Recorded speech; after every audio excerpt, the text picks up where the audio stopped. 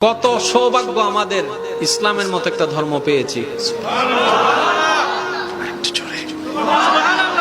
ভাগ্য আমাদের কত ভালো, ইমামুল আম্বিয়া নবী রাহমাতুল লিল আলামিনের মতো একজন নবী পেয়েছি। নসিব আমাদের কত খুশনসিব, কিতাবুল কিতাব কোরআনুল কারীমের মতো কিতাব পেয়েছি। আমরা চতুর্দিকে সৌভাগ্যবান। এবার আসুন একটু মনোযোগ।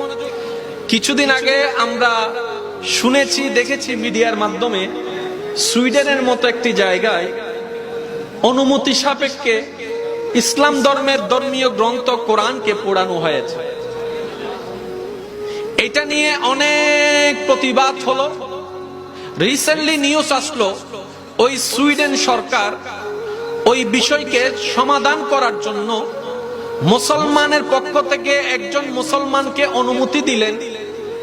ওরা আপনাদের ধর্মীয় গ্রন্থ কোরআনকে আগুন দিয়ে পুড়িয়েছে, এটাই আপনাদের ক্ষোভ, এটাই আপনাদের দুঃখ, এটাই আপনাদের জ্বালা।